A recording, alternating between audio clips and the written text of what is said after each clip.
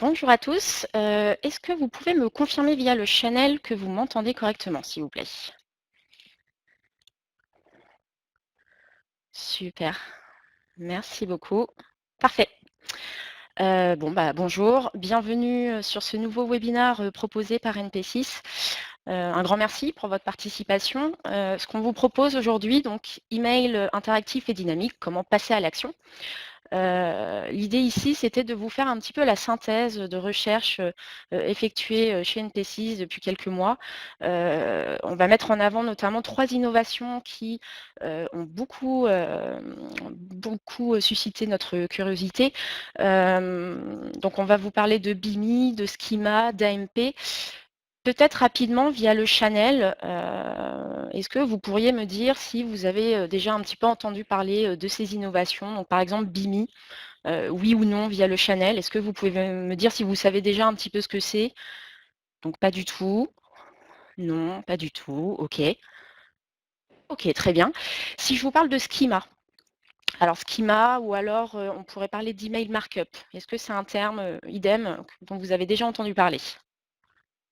Non plus, non. Un grand merci, hein, pour vos réponses, c'est top. Et pour finir, l'AMP, si je vous parle d'AMP, est-ce que c'est quelque chose qui vous parle? Un petit peu, ouais. Effectivement, l'AMP, on en parle de plus en plus, donc effectivement, vous avez dû, déjà, lire, voir des choses à ce sujet. OK, bah, très bien. À l'issue de ce webinaire, vous serez, incollable, sur ces sujets. J'ai un complice à ma gauche qui va, noter, toutes vos questions au fur et à mesure, donc n'hésitez pas à les poser dans le channel. On prendra un temps à la fin de cette session pour, y répondre. Avant de démarrer, je vais faire quand même une petite présentation de NP6 très rapide comme d'habitude, pour ceux d'entre vous qui ne nous connaissent pas. Donc NP6, nous sommes un éditeur de solutions, de marketing relationnel en mode SaaS. Donc nous sommes une société basée à Bordeaux. On va bientôt fêter nos 20 ans. Nous sommes également, basés sur Paris. Et la plateforme que nous proposons, c'est une CDP, donc une Customer Data Platform, qui va permettre aux annonceurs, de tout simplement capitaliser sur l'ensemble, de leurs données clients, donc les données, online, les données, offline et de pouvoir en fait les centraliser au sein d'une plateforme en vue de les activer et donc, permettre de voilà, de générer la meilleure expérience, client, de créer des conversations avec vos clients. Donc au niveau de nos des canaux d'activation, on va proposer de l'emailing, du SMS, des pushs sur les réseaux sociaux et on peut également, mettre en place des connecteurs pour, d'autres canaux. Donc je pense notamment au print, au courrier papier, hein, c'est quelque chose qui nous est, souvent demandé. Hem, donc voilà sur NP6 très rapidement. Alors je vous mets à l'écran quelques références. Tous nos clients ne sont pas sur cette slide, mais voilà, ce qui est intéressant, de mettre en avant ici, c'est qu'on a, une clientèle vraiment, cross-secteur. Donc on s'adresse aussi bien aux retailers, aux banques, aux assurances, aux services, aux médias. Et du coup, moi dans tout ça, je suis Sarah Laurier, donc responsable du studio digital de NP6. Donc le studio, c'est une équipe de 6 chefs de projet qui accompagnent nos clients au quotidien, donc sur la mise en place de leur programme, de marketing. Donc on intervient en tant qu'appui et en tant également, qu'expert, de l'emailing. Donc voilà, dès lors où, un client a un problème peut-être de bande passante, de ressources, ils peuvent faire, appel à nous et si vous souhaitez tout simplement améliorer vos résultats, enfin voilà, on aura toujours une solution, à vous proposer. Notez d'ailleurs qu'on ne s'adresse pas uniquement aux utilisateurs de notre plateforme NP6CM. On peut également vous proposer, de l'accompagnement, même si vous travaillez, depuis une autre plateforme. Donc voilà pour, la présentation. Je vous invite vraiment à rester jusqu'au bout de ce webinaire puisque à la fin de celui-ci, je vais vous faire part d'une petite annonce puisque le studio digital est en recherche d'un partenaire donc pour un projet directement lié aux innovations dont on va parler, aujourd'hui. Donc voilà, j'en dis pas plus, je reviendrai dessus, dès la fin, de cette session. Alors, avant de démarrer sur la présentation de ces innovations, ça nous semblait important de faire un petit état des lieux rapide sur l'emailing. C'est vrai que l'email, c'est un canal qui est très jeune, hein, par rapport aux autres et pourtant c'est un petit peu parfois, encore l'enfant terrible, des canaux de communication. Voilà, il a longtemps eu une très mauvaise réputation puisque, celui-ci n'était pas toujours très, très bien utilisé, hein. Si je vous parle d'emailing de masse, si je vous parle de spam, voilà, on sait pourquoi, l'email n'a pas toujours une très bonne réputation. Mais, voilà, avec les bonnes pratiques emailing et les règles du jeu propres à ce canal, on voit quand même que l'emailing aujourd'hui, propose, encore de très grosses opportunités pour communiquer avec vos clients. Donc je vous mets à l'écran quelques chiffres. 1er chiffre, voilà, le canal emailing représente encore le meilleur ROI, donc 3500. C'est un chiffre un petit peu, waouh. C'est un chiffre qui nous vient de Médiamétrie, donc une étude de Médiamétrie. Alors bien évidemment, à prendre, avec, des pincettes, hein. On sait que l'emailing est un canal qui coûte très peu cher, donc forcément derrière, il permet un ROI, qui est, très intéressant. En revanche, cette règle-là ne va s'appliquer que si on respecte encore une fois, les bonnes pratiques.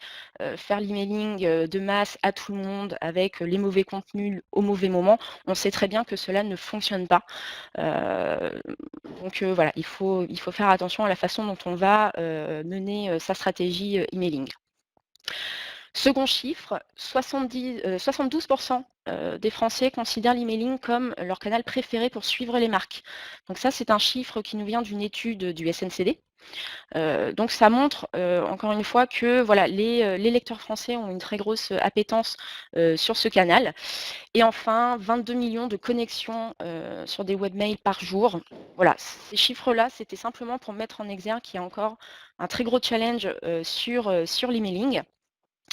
Et ces dernières années, ce canal a fait l'objet de pas mal d'évolutions. Alors, déjà sur le plan légal, le RGPD a eu, de gros impacts sur, la façon dont les annonceurs, mènent désormais, leur stratégie emailing.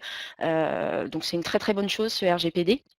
On a eu également l'évolution des supports de lecture qui, voilà, au fil des années nous a permis, d'améliorer l'expérience de lecture, sur mobile.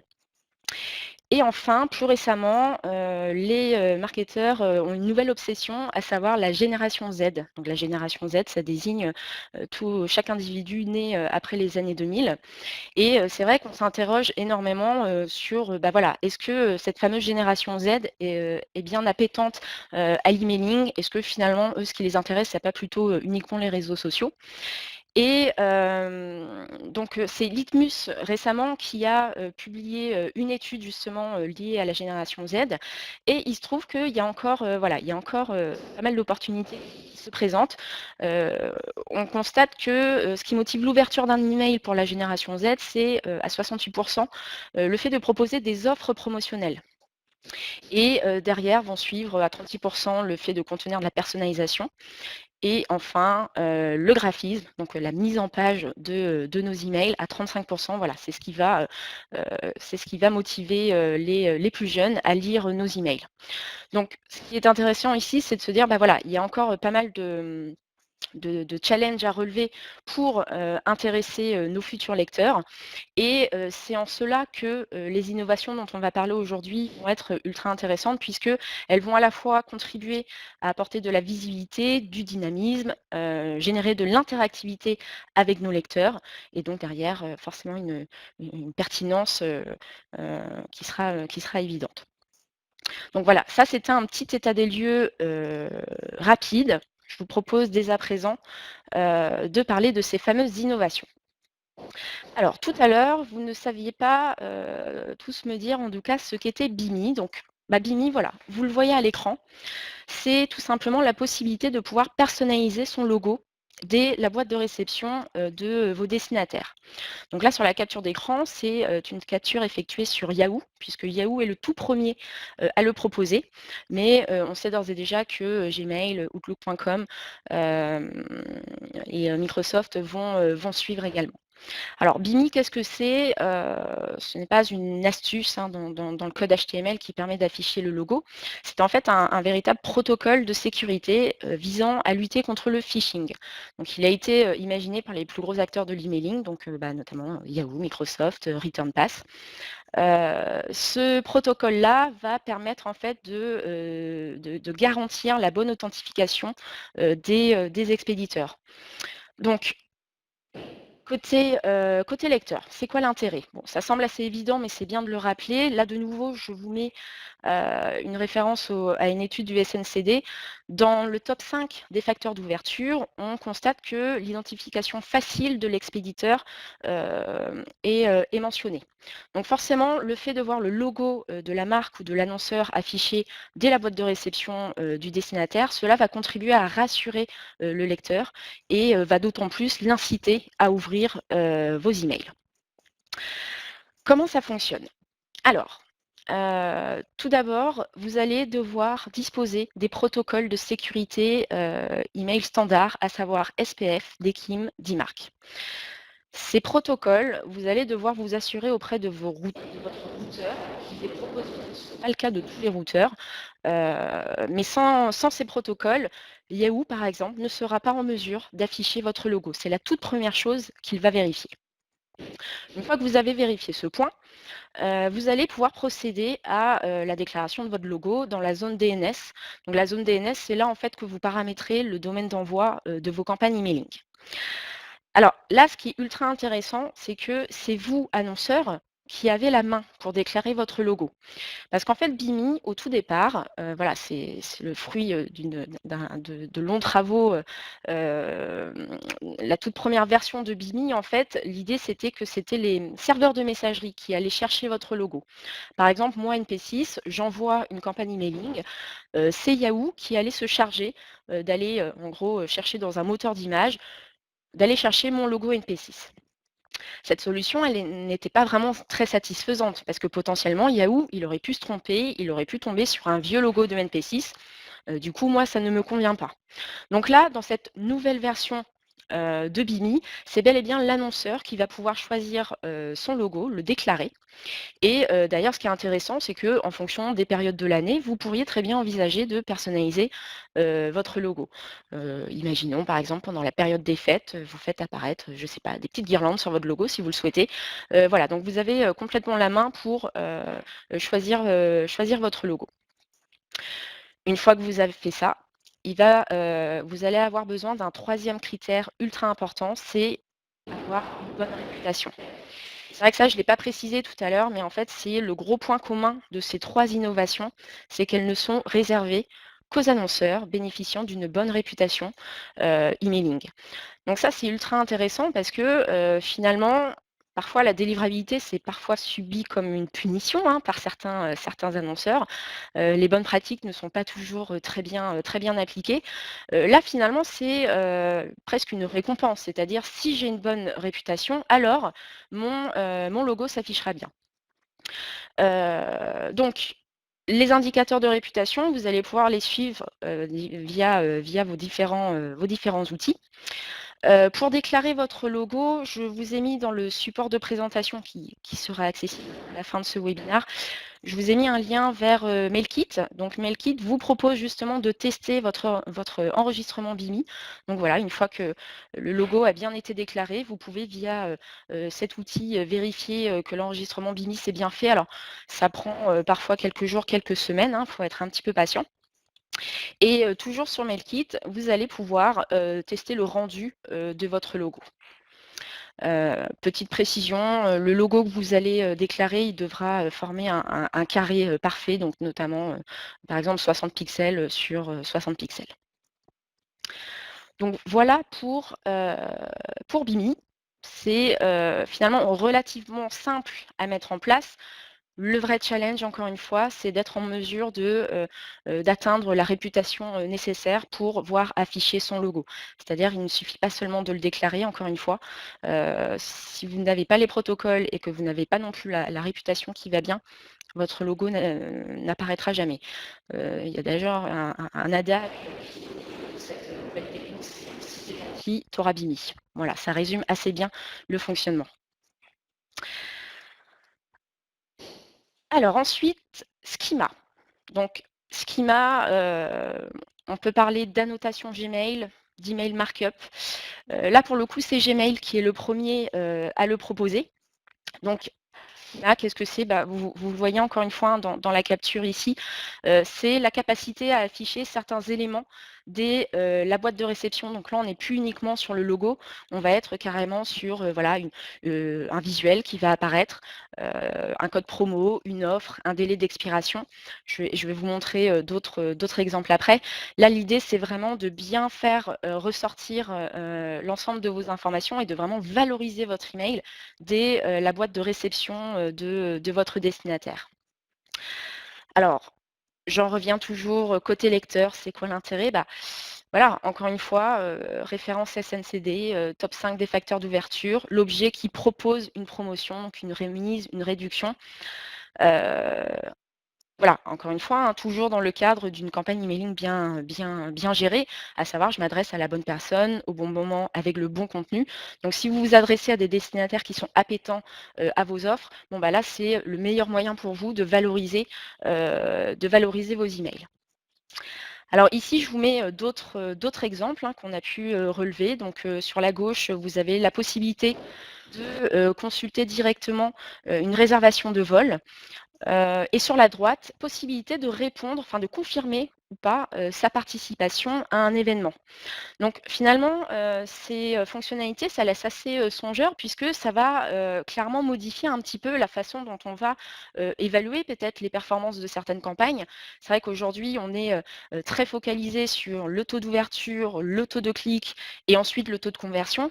Là, finalement, si le lecteur est en mesure d'agir dès sa boîte de réception sans avoir à ouvrir, l'email, mais d'être directement redirigé vers, une page web, voilà, ça va, bah, clairement impacter, la façon, de gérer, nos KPI sur une campagne emailing.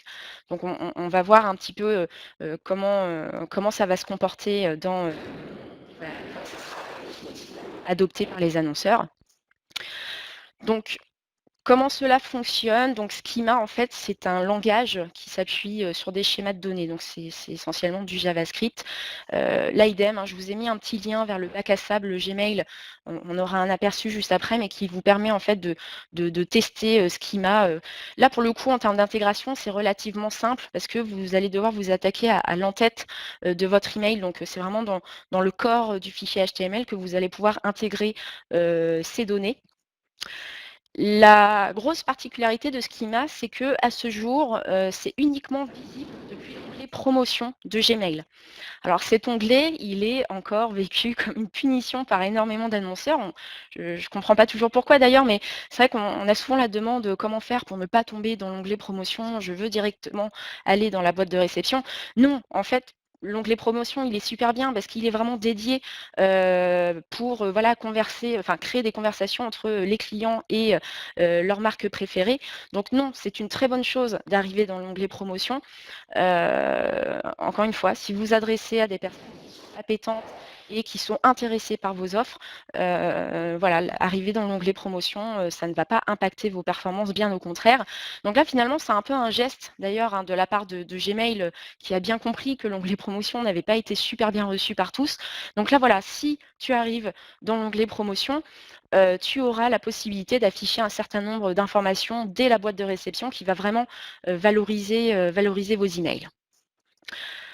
Dernier critère, encore une fois, cela ne sera réservé qu'aux annonceurs bénéficiant d'une bonne réputation, sur Gmail. Sans cela, vous pouvez, intégrer tout ce qu'il faut, dans le corps de votre email, cela ne s'affichera pas si vous n'avez pas la réputation adéquate. Donc toujours dans le support, je, vous mets un lien vers, le bac à sable de Gmail. Donc c'est assez facile, hein, là, je m'adresse plus à des intégrateurs, bien évidemment, mais ce que je veux dire, c'est que la page est plutôt bien, conçue pour un petit peu, tester. Il vous suffit simplement de remplacer, les informations au bon endroit et d'aller les copier, dans le contenu, de votre email. Enfin, j'arrive à l'AMP. Alors l'AMP, vous avez un GIF animé qui apparaît à l'écran, donc c'est peut-être un petit peu lent, mais je vois qu'il se lance quand même. L'AMP, en fait, c'est un langage qui, à la base, qui existe depuis déjà quelques années, qui a été développé pour améliorer, optimiser le chargement des pages sur mobile. Et depuis quelque temps, la communauté AMP a travaillé sur des fonctionnalités qui sont compatibles avec l'emailing. Donc là, encore une fois, Gmail est le premier à le proposer. Donc jusqu'à présent, c'était en bêta test, mais à partir du 2 juillet, donc ça va venir très prochainement, ça va être actif pour l'ensemble des usagers email. Yahoo, Outlook.com se sont déjà prononcés pour suivre le mouvement.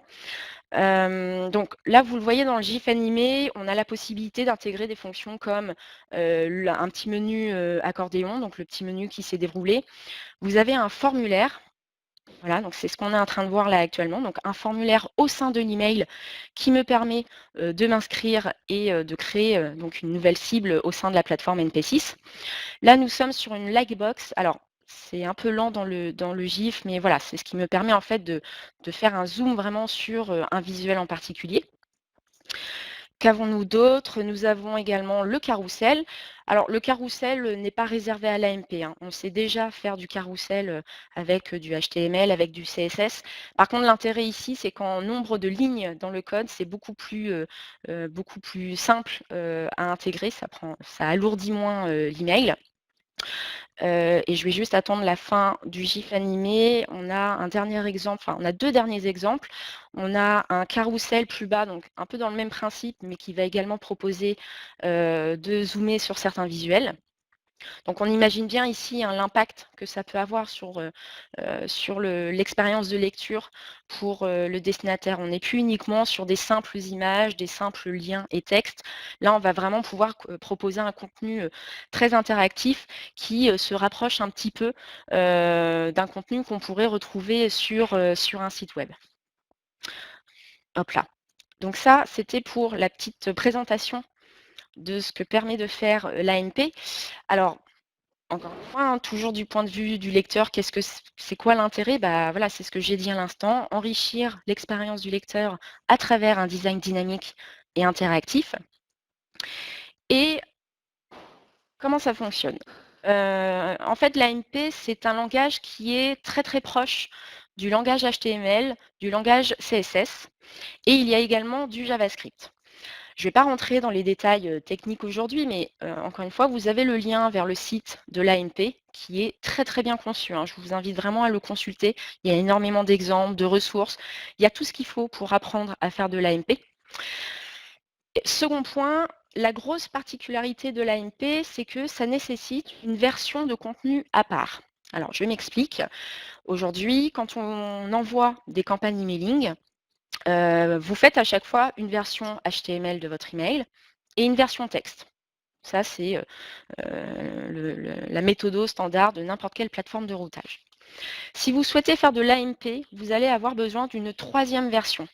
L'AMP, en fait, c'est un langage bien à part.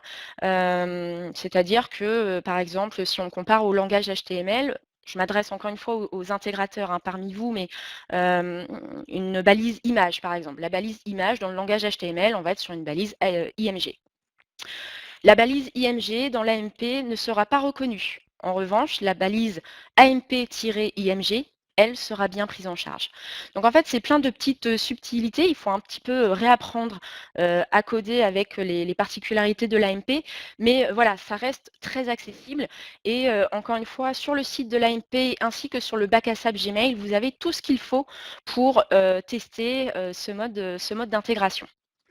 Alors, bien évidemment, le fait d'envoyer une version complètement à part, ça nécessite d'avoir une plateforme en mesure d'envoyer de l'AMP. Et donc, à ce jour, les plateformes qui proposent d'envoyer de l'AMP sont encore assez peu nombreuses. Et donc, moi, j'ai le plaisir de vous annoncer que chez NP6, on est sur le coup. Donc, on va bientôt pouvoir proposer à nos utilisateurs d'envoyer de l'AMP. Donc là, la petite mention en ce qui concerne, le fait de devoir activer l'option email dynamique dans Gmail, voilà, il se trouve qu'après vérification, cette option, elle est active par défaut sur la plupart, des messageries, Gmail et à partir du 2 juillet, c'est ce que je disais tout à l'heure, ça sera actif pour de bon, pour tout le monde. Et enfin, dernier point, pour faire de l'AMP, bah, c'est encore, hein, je répète la même chose que tout à l'heure, mais seuls les annonceurs bénéficiant d'une bonne réputation pourront, voir leur version AMP s'afficher. Alors, ça veut dire quoi? C'est qu'est-ce qui se passe si jamais ma version AMP ne s'affiche pas? Bah, en fait, c'est la version HTML qui apparaîtra. Donc, votre email peut être correctement délivré. Par contre, si votre réputation ne permet pas d'activer la version AMP, bah, ce sera la version HTML qui s'affichera. Donc finalement, vos lecteurs ne seront pas impactés dans le mauvais sens. Quoi qu'il arrive, ils recevront et pourront bel et bien lire votre contenu. Donc, ici, de nouveau, je vous ai mis un lien vers le site de l'AMP que je vous invite à consulter. Alors, il est très bien fait parce qu'il s'adresse aussi bien aux intégrateurs qu'aux marketeurs de manière générale, hein. C'est-à-dire que si vous êtes juste curieux de voir des exemples, de voir qui sont les bêta-testeurs, donc là, on voit Doodle à l'écran, on sait que Booking.com faisait également partie des bêta-testeurs. Voilà, si vous voulez retrouver des exemples juste pour voir un petit peu les opportunités que ça présente, n'hésitez pas à aller le consulter. Et ici, un petit aperçu du site de dev Gmail, donc qui est accessible à tous. Vous devez simplement, pour tester pour le moment, vous devez simplement en fait vous connecter avec un accès depuis un compte Google et via cette interface, je peux copier mon code. J'ai un correcteur qui m'indique si j'ai des balises qui ne sont pas correctes et une fois que le code est validé, j'ai un bouton qui me permet d'envoyer un test directement sur Gmail. C'est exactement comme ça qu'on a procédé hein, pour le contenu que je vous ai présenté à l'instant. Dernier point pour finir cette session, bah, c'est tout simplement comment être éligible à ces nouvelles fonctionnalités. Donc, c'est ce que j'ai dit hein, tout au long de cette session. Il y a déjà une question d'authentification des emails. Donc, petit rappel pour ceux à qui ça ne parle pas forcément, c'est quoi l'authentification? Bah, vous savez, quand vous envoyez des campagnes emailing, le parcours il est relativement simple. Il y a tout d'abord un serveur d'envoi, donc c'est votre plateforme de routage, qui fait partir l'email. Et cet email arrive sur un serveur de réception, donc la messagerie de vos destinataires. Sauf que avant d'arriver en boîte de réception, le serveur va se charger de vous demander tout simplement qui êtes-vous. Il va vous demander de vous authentifier. Donc, pour cela, vous devez disposer des protocoles de sécurité, donc d'IMARC, DKIM, SPF. Ce sont ces protocoles-là pardon, que le serveur de réception va rechercher, va contrôler pour pouvoir vous authentifier correctement et activer notamment BIMI. Ensuite, gestion de la réputation. Il y a une lettre qui a sauté dans le titre. La gestion de la réputation. Donc, votre réputation, elle s'appuie sur plusieurs éléments. Alors, petite citation de Warren Buffett, qui est un investisseur américain, qui est considéré comme un des hommes les plus riches du monde, qui nous explique que voilà, une réputation, ça peut prendre 20 ans pour la construire et en 5 minutes, on peut tout perdre. Et c'est vrai que cette citation, elle se porte bien à la gestion de la réputation en emailing. Je pense notamment à Gmail. Peut-être que certains ont fait l'objet, ont déjà eu des difficultés sur Gmail, mais vous savez que Gmail, ça prend énormément de temps pour se construire une bonne réputation dessus. Donc, vous avez des indicateurs, des outils qui vous permettent de suivre cette progression. Mais on sait très bien que voilà, même si vous avez fait un certain nombre d'envois en respectant toutes les bonnes pratiques, il suffit d'une erreur, d'une campagne qui est mal menée pour que cette réputation chute du jour au lendemain. Donc, il faut faire très attention et c'est pour ça qu'on vous recommande toujours de vous faire accompagner par un service délivrabilité, donc vraiment des experts qui pourront vous proposer la meilleure infrastructure possible et les conseils qui vont bien. Donc les supports de la réputation, petit rappel, ça s'appuie sur votre domaine d'envoi, donc un sous-domaine hein, très généralement. Ça va s'appuyer sur l'IP, l'IP depuis laquelle vous allez faire partir vos campagnes. Donc l'IP d'envoi, c'est en gros quelle est l'autoroute que je vais utiliser pour faire partir mes campagnes. Est-ce que c'est une IP mutualisée? Est-ce que c'est une IP dédiée? Et il y a également la marque qui va énormément jouer sur la réputation en fonction de la popularité, ou non de celle-ci. Forcément, votre réputation va progresser, hein, plus ou moins rapidement. Et au-delà, de ces aspects, vous avez également les bonnes pratiques. Donc les bonnes pratiques, c'est tout simplement respecter le cycle de vie, client, donc à savoir envoyer le bon contenu au bon moment. Ça va être une question de ciblage, de segmentation, donc le bon contenu au bon moment, à la bonne personne. Et enfin, un contenu optimisé, donc que ce soit au niveau de l'entête, de la structure HTML. Voilà, on ne peut pas faire, n'importe quoi quand on code, un email. Il y a énormément de règles, à respecter. Donc, voilà, il y a une expertise à avoir, sur votre intégration. Donc, que faut-il, retenir de ce webinaire? Tout simplement qu'il y a de très jolies opportunités qui nous attendent, cette année. Voilà, on l'a rappelé, l'email reste un canal, privilégié pour, créer une conversation avec vos clients, pour, interagir, avec les marques, hein, du point de vue du lecteur. Il y a un véritable enjeu sur l'expérience du lecteur, dans les années à venir. Donc quand on parle de l'expérience du lecteur, c'est voilà, qu'est-ce qu'on me propose comme interaction dès ma boîte de réception? Et enfin, véritable enjeu sur la délivrabilité. Et ça, c'est vrai que nous, c'est ce qui nous a énormément plu chez NP6 parce que voilà, nous avons, un service, délivrabilité qui existe depuis 20 ans, qui est, très reconnu sur le marché.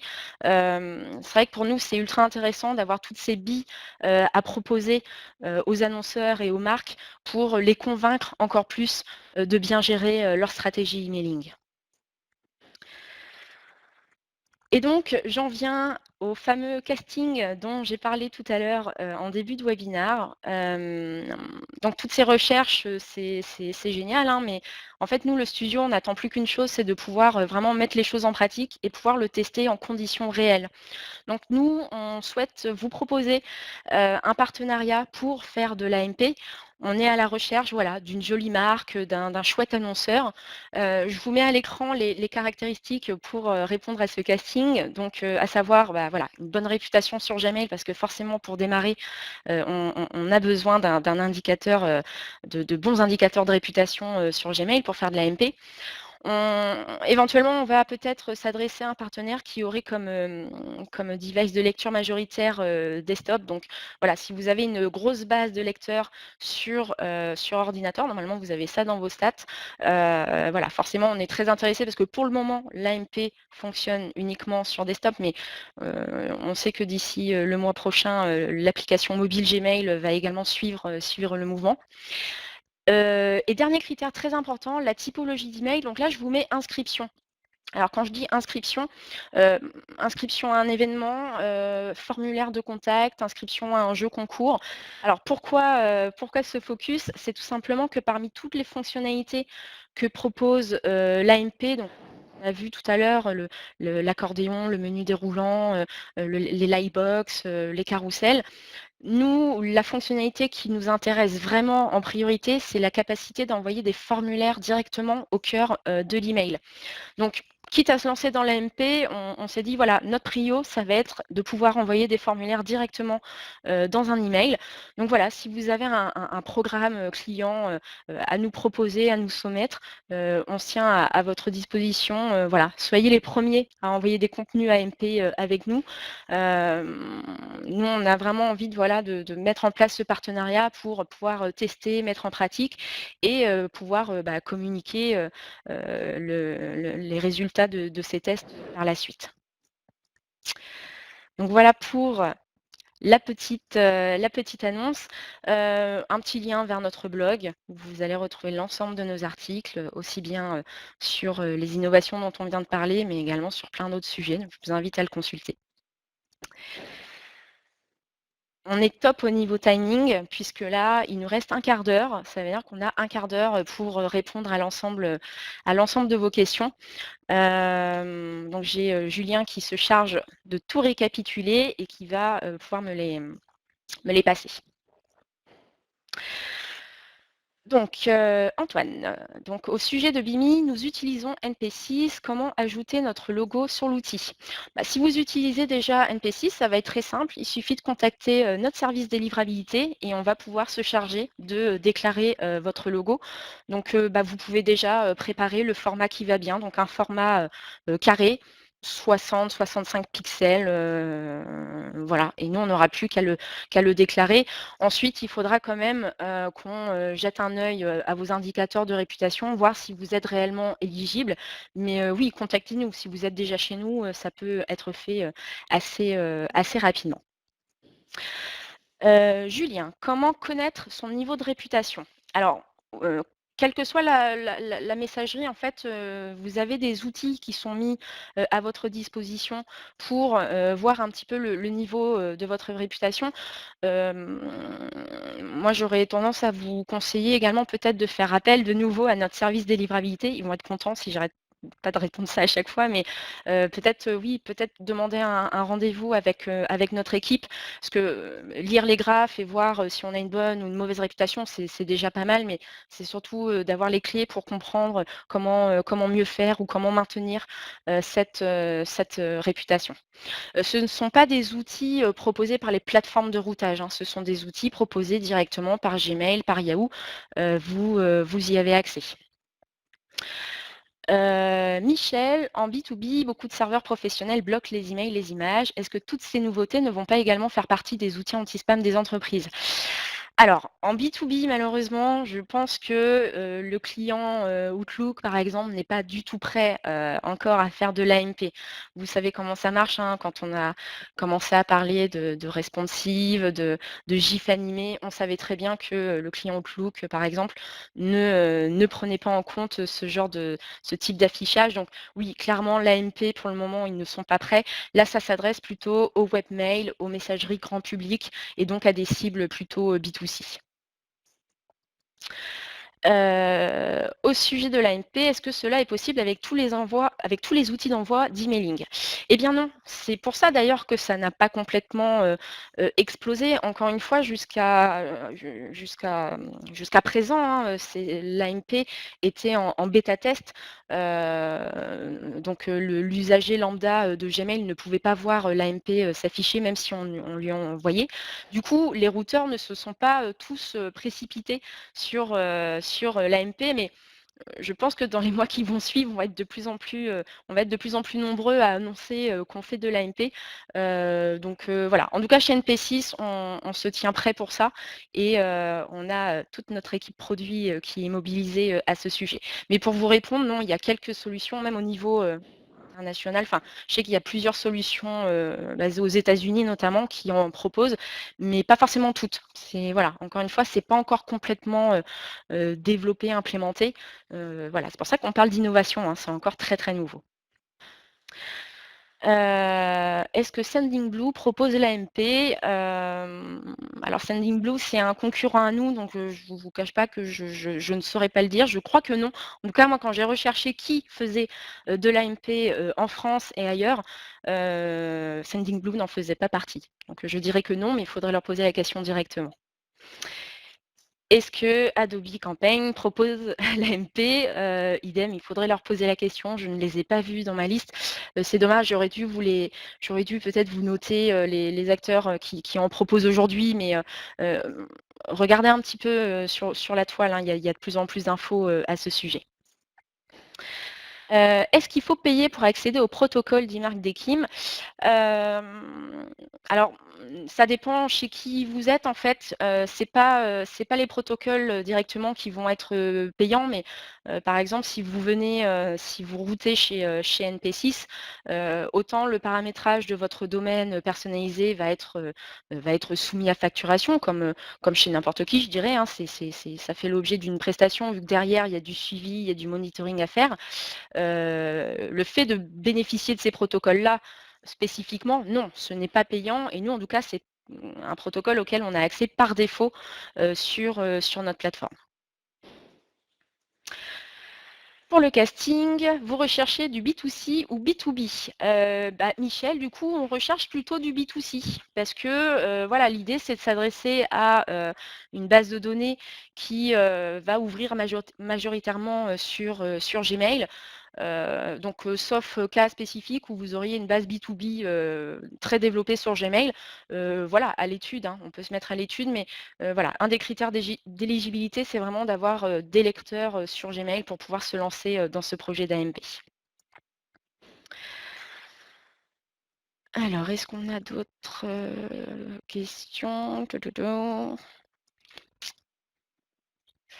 Donc Sarbacane, pareil, je saurais pas trop vous répondre. J'ai pas fait une étude, concurrentielle très, très poussée. Je me suis plus focalisée, sur notre plateforme à nous. Est-ce qu'avec l'AMP, vous estimez, vous pourrez à moyen terme remplacer les sondages emailing actuels? Bah oui, typiquement, c'est ce qui nous intéresse et c'est ça qui nous motive carrément, chez NP6, c'est, la capacité à faciliter, la collecte, de données, à faciliter les inscriptions à des événements, à des jeux concours. Donc oui, des sondages, plutôt qu'avoir, accès à une page externe pour, remplir un petit questionnaire, on pourrait imaginer que ce questionnaire serait directement dans la messagerie, du lecteur. Donc c'est vrai que, on est pressé de pouvoir le tester. NP6 propose-t-il du contenu généré dynamiquement à aller chercher sur un site, par exemple? Hop, il y a le channel qui Heu, une box produit personnalisée dans un email. Alors oui, là, on est plus dans l'AMP, hein, mais on parle de personnalisation. Donc oui, on est en mesure et on le fait déjà pour pas mal de nos clients, on est en mesure d'aller chercher, des contenus, dans un catalogue produit, dans une table externe.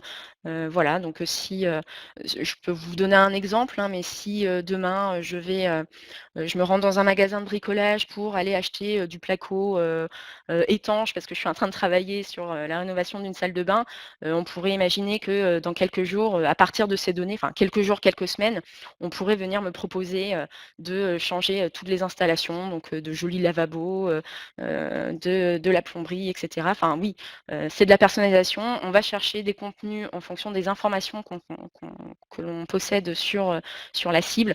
On va chercher ces informations sur une table externe et on peut personnaliser le contenu, avec ces informations. Donc ça oui, c'était ma réponse est un peu longue, mais oui, je vous confirme, on peut le faire, sur NP6. Combien de temps faut-il compter pour la mise en place, de l'AMP? Alors moi, je peux vous répondre sur la partie, intégration, on va dire.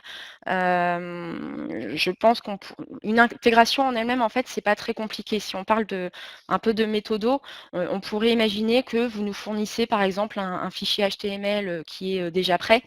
Bon, si ce n'est pas le cas, on peut s'en occuper, mais imaginons, on part d'un fichier HTML déjà prêt. Nous, il nous faudrait, voilà, peut-être, quelques jours pour, l'adapter, à une version AMP.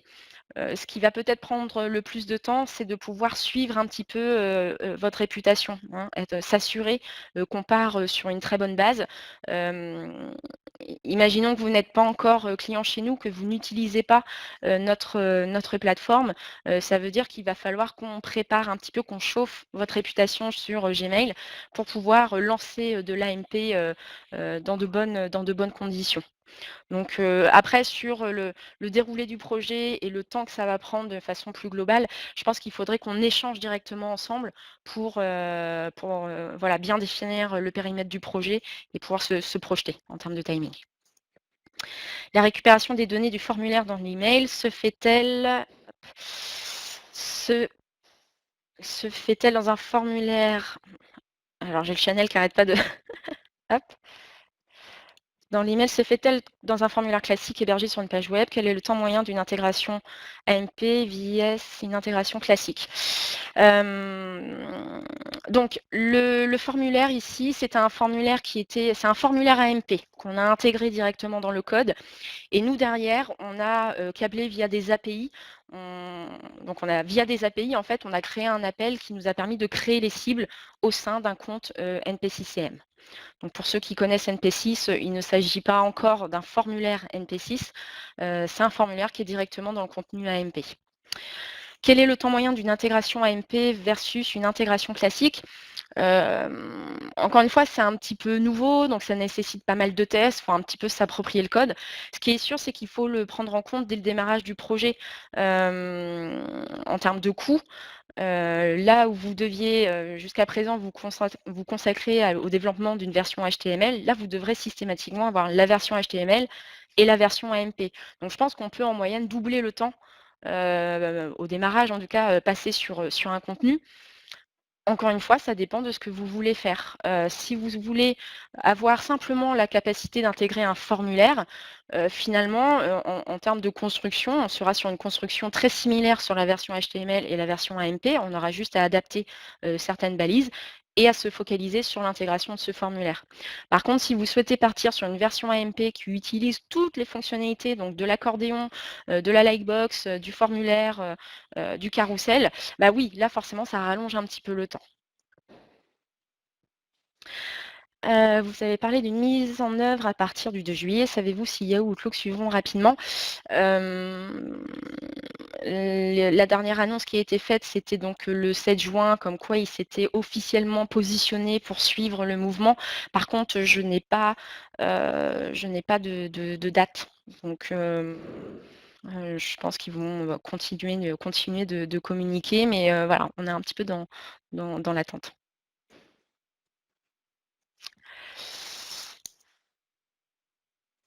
Est-ce qu'il y a d'autres questions? On est parfait au niveau du timing, donc de toute façon, si vous avez d'autres questions qui vous viennent, donc vous aurez la possibilité, hein, de télécharger le support. Vous avez accès, au replay, donc pour ceux qu'un partenariat intéresse, n'hésitez pas à faire circuler le replay, en interne si vous avez des équipes à convaincre. Je vous ai mis l'adresse du studio, donc studio@np6.com, voilà, si vous voulez m'adresser des questions directement. Et voilà, c'est le moment pour moi de vous remercier. Donc un grand merci pour votre participation, pour vos questions, votre intérêt. Et puis, bah, je vous souhaite, une excellente journée, un très bon appétit. Voilà. Au revoir.